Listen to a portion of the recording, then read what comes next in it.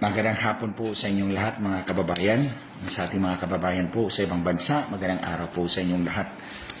Ito po yung aking reaction, comment doon sa testimony ni Ramil Madriaga kahapon sa hearing ng Committee on Justice ng House of Representatives in connection sa impeachment laban kay Vice President Sara Duterte. Unang nag-execute, hindi ako naniniwala sa mga sinasabi ni Ramil Madriaga. He is not a credible witness. Kung bakit, ito yon.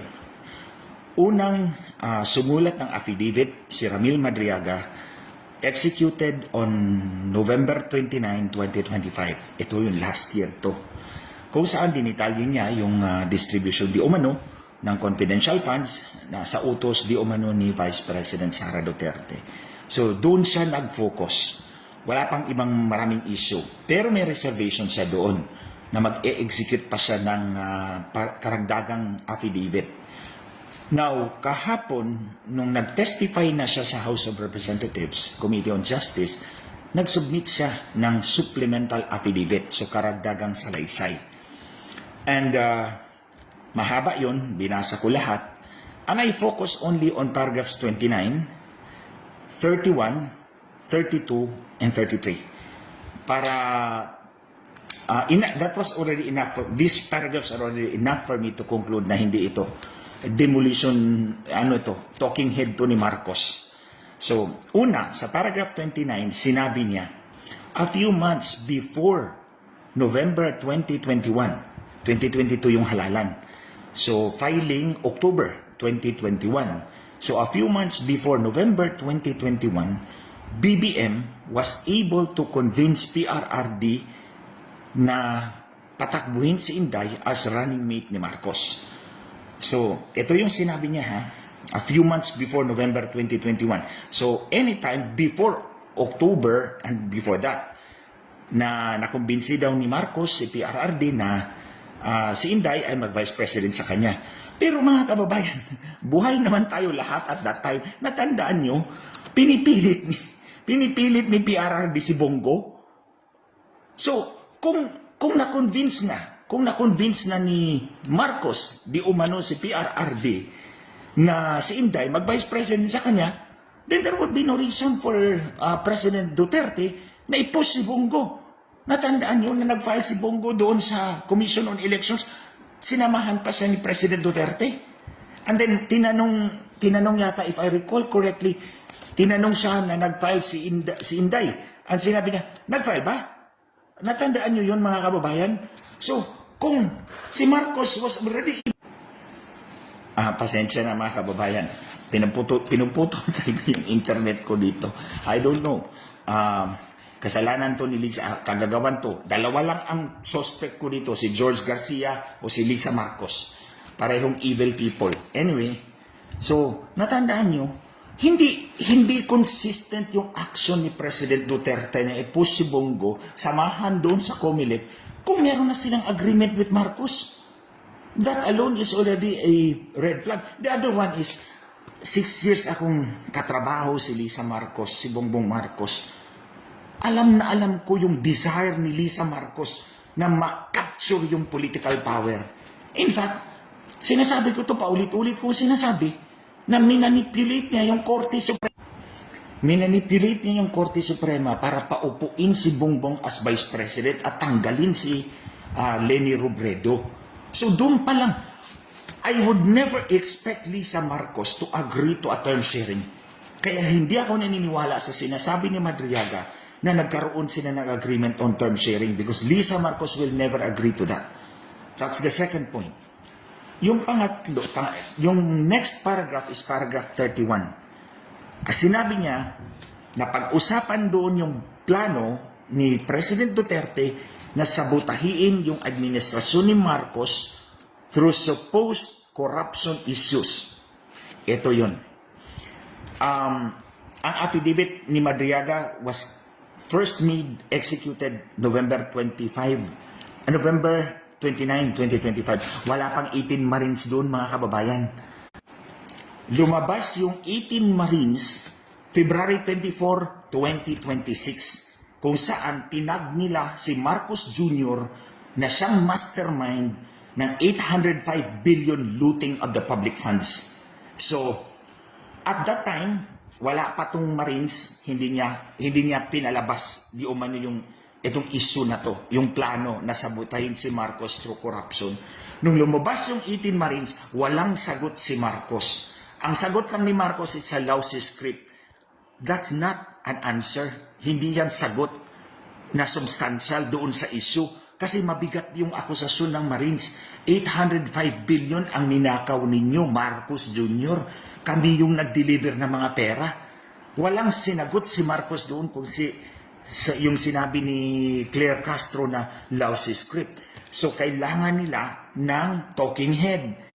Si Madriaga ang ginamit nila ngayon. So, imagine mga kababayan, kung ako senador, issue yan.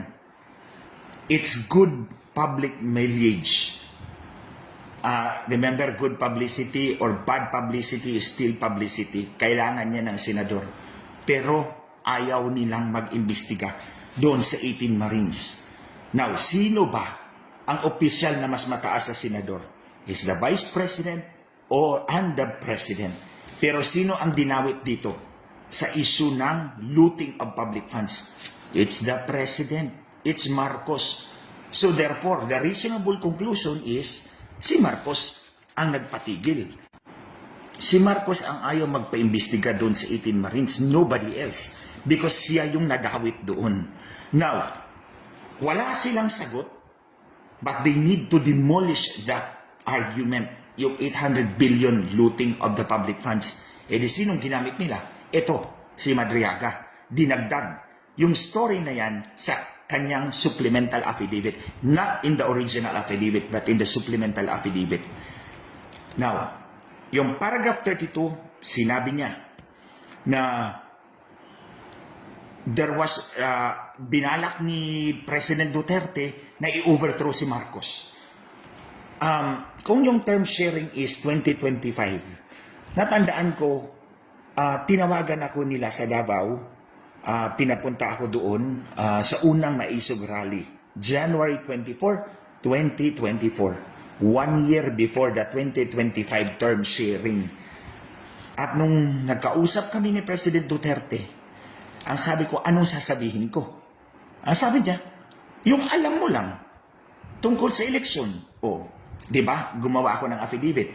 Sumulat ako ng affidavit. Binulgar ko si Lisa Marcos na nandaya sila, Marcos, sa eleksyon. Pero hindi na ako gumawa ng supplemental affidavit. Lahat ng gusto kong sabihin, sinulat ko na sa affidavit ko. Sa affidavit, walang supplemental. Dahil yun na ang lahat ng totoo. So, nung sinabi ni President Duterte, sabihin mo lang kung anong totoo. Ay, hindi ako maniniwala dito sa sinasabi ni Madriaga.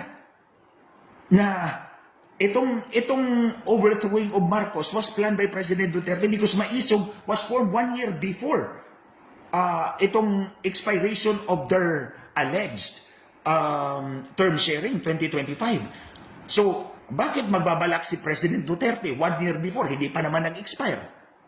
Hindi pa naman dumating yung 2025. And then, bakit niya sinabi sa akin? Just tell the truth. Kung anong alam mo tungkol sa election.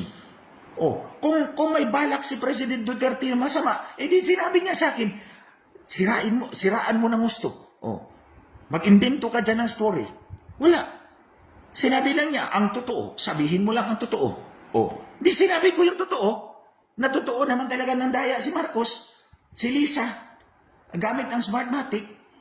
Isang affidavit lang ginawa ko. Hindi ako gumawa ng supplemental affidavit, hindi tulad kay Madriaga. So yan, itong overthrowing BBM, ito yung way to neutralize the rallies we are doing now. Ito yung paraan nila na i-neutralize yung rallies by framing it as part of the destabilization fomented by former President Duterte. So kaya, pag may rally, ang argumento nila is, part yan ng destabilization ni Duterte dahil hindi natupad yung term sharing di umano. So ayaw na nating sumali. So meron ayaw na ng taong sumali dahil part ng destabilization. When in fact, these are genuine expression of yung galit ng tao kay Marcos. for being such an incompetent and a corrupt president. Hindi nga presidente ito kasi dinaya nga yung eleksyon Ayoko nga tawagin ito presidente current holder of the office na lang. So yan mga kababayan. Plus ito, paragraph 33. Sinabi ni Madriaga. Part ito paragraph 29, 31, 32. Yung balak di umano na guluhin yung administrasyon ni Marcos. May assignment daw siya to recruit civil groups, school clubs, fraternities, kasama pang criminal groups and syndicates. Pero, mind you, basahin nyo yung affidavit niya, walang detalye. Walang detalye kung anong ginawa niya doon sa kanyang assignment. That's a significant gap. Significant gap yan, hindi yan minor. Kasi, kung sinabi mong assignment mo yan, as part of the destabilization, dapat meron kang detalye. The fact na wala yan, to my mind, gawa-gawa mo lang yan, Madriaga. So ito mga kababayan, ito lang. Huwag mo nang basahin yung lahat, mahaba ito lang. Now, before I end, let me state, wala tong pinagkaiba doon sa 8 pulis na pinakulong ko noong March 13, 2026. Kung natandaan nyo, nag-live po ako, binalita ko po sa inyo na 8 pulis ang nakulong habang buhay, reclusion perpetua, 2, dahil sa pagpatay kay Richard Santillan. Nung nag-trial kami, syempre uupo yung pulis as a witness. So, ako yung nagko-cross-examine sa kanila. So, tandaan po ninyo, bago sila umabot sa korte, finailan sila ng kaso sa Department of Justice ng NBI. So, ang NBI ang nag-file sa kanila. So, doon kami sa Department of Justice, preliminary investigation. Siyempre, nag-submit sila ng counter-affidavit. So, ito yung katulad ng, ito yung equivalent ng affidavit ni Madriaga. So, nag-submit sila ng counter-affidavit. Ito yung sagot nila doon sa, ito yung sagot nila doon sa paratang. Nung nakaupo na sila sa witness stand, binabago nila yung kanilang mga pinagsasabi doon sa counter-affidavit. So, ngayon kasi dati, sa korte, ang witness, doon ka dina-direct examination ng abogado mo. Ngayon hindi na, judicial affidavit na. So, mag-submit ka ng judicial affidavit, pagdating doon, ipapa-confirm lang sa'yo, ito ba yung judicial affidavit mo? Question and answer yan. Ito na yung direct examination ng abogado mo. So, pagkatapos na ma-confirm, cross-examine na kami, prosecutor. So, magko-cross-examine na ako, magtatanong na ako. So, alam nyo, ginagawa ko, pinapa-flash ko yung affidavit, counter-affidavit nila. Ito yung sinabi mo. Bakit iba na yung sinabi mo ngayon dito sa judicial affidavit mo? So, kung yung judicial affidavit, daranin yung equivalent ng supplemental affidavit ni Madriaga. So, sabi ko, ito yung judicial affidavit mo. Iba na yung sinabi mo dito iba yung sinabi mo doon sa Fiscal's Office, sa Department of Justice, doon sa counter-affidavit mo, iba na. So, hinighlight ko lahat yun mga kababayan. Paulit-ulit kong, minsan nga pinabasa ko sa judge, sa witness. Basahin mo yung paragraph 7. Sa totoo, binasa din naman niya. Ang ibig ko palang sabihin, basahin mo aloud. Anong sinabi ko? Binasa mo ba? Sabi niya, binasa ko po. Sabi ng judge, hindi mo kasi sinabi, read it aloud. Ayun. So sabi ko, sige, read it aloud. So pinapabasa ko, tapos pinapabasa ko rin yung kanyang judicial affidavit, hindi magtugma. So alam nyo, mga kababayan, kinatigan ako ng korte doon. Sabi ng korte sa decision, yung necessity of the use of force is not met. Hindi natugunan ng mga akusado. Because significant details appeared only in later testimonies but were absent in earlier counter-affidavits. So exactly, yung pinoint out ko paulit-ulit sa korte, ito yung sinabi mo noon, ito na yung sinabi mo ngayon. So ito sabi ng korte, significant details appeared only in later testimonies but were absent in earlier counter-affidavits. Kaya hindi sila pinaniniwalaan ng korte. Walang pinagkaiba itong kay Madriaga doon sa mga pulis na pinakulong ko, 8 pulis. Walang pinagkaiba. So, mind you, sinabi pa niya sa counter-affidavit niya na supplemental affidavit niya, na gumawa siya ng supplemental affidavit dahil kinasuhan siya ng perjury ni Inday Sara. Well, hindi naman Pag binasa mo yung supplemental affidavit, maraming new accusations ang nilagay niya. Not in support of, dapat, kung gumawa ka ng supplemental affidavit dahil kinasuhan ka ng perjury, ipakita mo na mali yung complaint ni Inday Sara. Hindi yung nag-destabilization si PRRD, may term sharing agreement. These are completely irrelevant doon sa stated purpose ni Madriaga kung bakit siya gumawa ng supplemental affidavit. So yun mga kababayan, I'm sharing this to you para wag kayong maniwala because pag naniwala kayo kay Madriaga, makakalusot si Luther Marcos. Yan, plain and simple. Klaruhin natin. Pag naniwala ang taong bayan kay Madriaga, doon, specifically paragraph 31, makakalusot ang numero 1 magnanakaw na si Marcos Jr. Hindi lang magnanakaw, mandaraya pa. I repeat it again, mandaraya itong kumag na to. Tapos 805 billion, hindi kaya ng congressman nakawin ang 805 billion. Mind you mga kababayan, somebody else above him, and that somebody else above him is the one occupying the office of the president because that is all too powerful an office. Yan ang klaro, yan ang totoo. So kung maniwala kayo kay Madriaga, makakalusot yung kumag na yan, pati yung asawa niyang Judas, hayop. Walang ginawa kundi nakawin, pahirapan ang sambayan ng Pilipino. So yun ang gusto kong i-share sa inyo mga kababayan.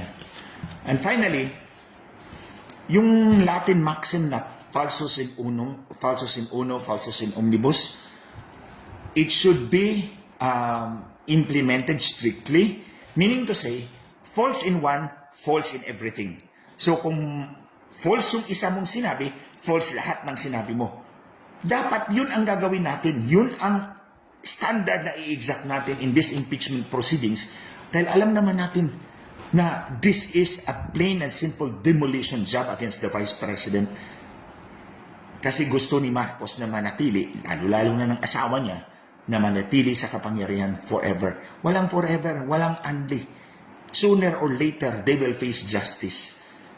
And part of that process of securing justice is huwag tayong maniwala doon sa talking head na ginagamit nila ngayon.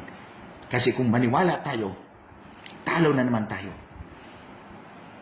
Don't believe, huwag kayong maniwala na yung mga rallies dyan are part of the destabilization fomented or planned by President Duterte. These are legitimate expression of the people's anger for corruption, looting, and yung pahirap sa atin, sa ating lahat. So yun po gusto kong i-share sa inyo mga kababayan hanggang sa muli. Maraming salamat po for sharing your time with me. God bless us all. Ingat po kayo.